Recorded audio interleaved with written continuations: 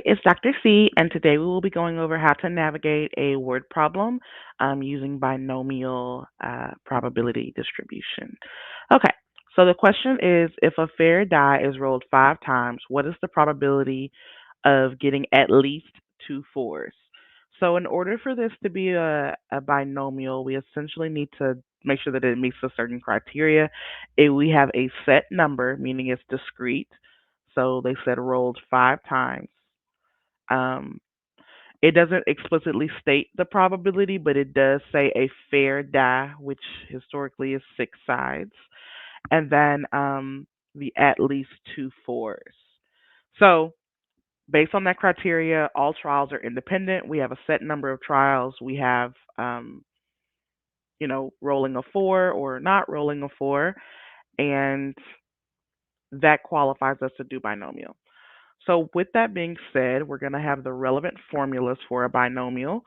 Um, Whenever I'm solving questions like this, I'm always going to advise you to do state your givens. So, step one would be to express exactly what the question has given you. So, they said that it was five.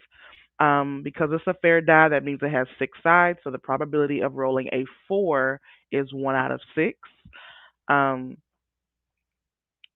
Also, Q, which is 1 minus P, um, which is the probability of not rolling a four, which is 5 out of 6. And they're distinctly saying at least two fours. So that is the probability of X being greater than or equal to 2. Okay. The next step would be to actually express our plan. There's two ways we can go about doing this. The first one is to just do the probability of 2, 3, 4, and 5.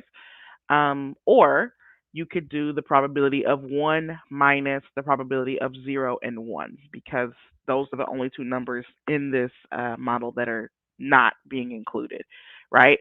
Personally, I would advise you do the complement and just get the probability of 0 and 1 and just subtract it from 1. That usually just kind of works out a little bit easier. Um, The next step would be to solve. So again, just to reiterate, this is the formula for binomial. So we essentially are doing, using this structure, we're going to solve for the probability of 0 first and just plug in the values that we have from our givens. After we do that and we put it in the calculator, it will give us a value of 0.402. This number is actually a lot longer than this, but they did say round to the nearest thousandth. So that's 3 decimal places. So we'll just leave it at the 3. So after we solve for the probability of 0, we will then solve for the probability of 1. And again, this is us still following the plan. We're just going to get 0 and 1 and subtract those two numbers from 1. Okay, we plug in 1. That one's also 0.402. So still following the plan. We're just going to plug in the numbers of 1 minus the probability of 0 plus the probability of 1. That gives us 1 minus 0.402 plus 0.402 put together, which is 1 minus 0.804.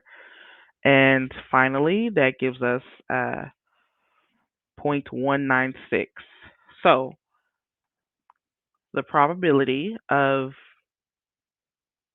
getting at least two fours would be 0.196 or 19.6%, depending on how someone wants you to interpret. So, hopefully, you found this to be helpful. If you have any additional questions, please feel free to reach out. Okay, take care.